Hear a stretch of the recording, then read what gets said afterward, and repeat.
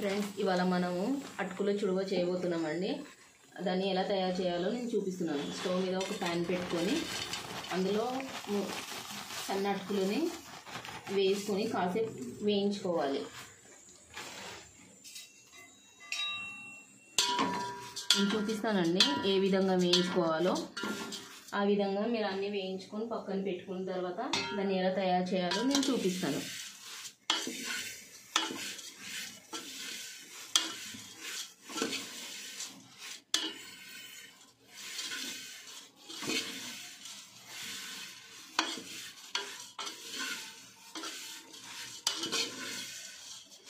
ఇలాగేనండి వేసిన తర్వాత కలుపుతూ ఉండాలి, లేకపోతే కింద మాడిపోతాయి. చుడువ టేస్ట్ అన్నది మీకు మారిపోతుంది. ఇట్లా వేయించుకున్న తర్వాత ఇది ఇట్లా మనం చేతులతో ప్రెస్ చేసి చూసుకోవాలి. ఇది ఇట్లా ప్రెస్ అయిన తర్వాత మనకు వేగినట్టు క్రిస్పీగా సౌండ్ వస్తుందండి. అలా కాగానే దాన్ని వేరే బాండీలో ట్రాన్స్ఫర్ చేసుకోవాలండి. చూసారు కదండి, మొత్తం అన్ని అటుకులని ఈ విధంగా వేయించుకున్న తర్వాత క్రిస్పీగా అయ్యే వరకు వేయించుకున్న తర్వాత స్టవ్ మీద కడాయి పెట్టుకొని అందులో ఆయిల్ వేసుకోవాలి. 5 to 6 స్పూన్స్ ఆయిల్ వేసుకోవాలండి. అన్ని అటుకులకి 5 to 6 స్పూన్స్ ఆయిల్ సరిపోతుంది.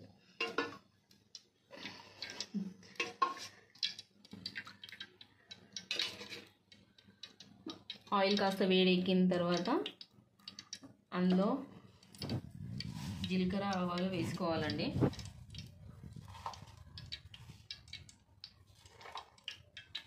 త్రీ స్పూన్ ఆవాలు వేసుకోవాలి, జీలకర్ర ఆవాలు.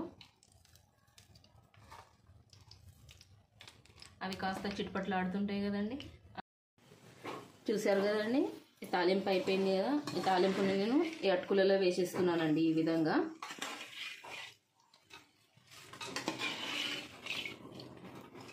ఈ ఆయిల్ కూడా ఈ విధంగా వేసుకుంటున్నానండి. ఇందులో ఉప్పు ఉంది కదండి, ఈ ఉప్పుని ఈ విధంగా తీసేసుకుంటున్నానండి.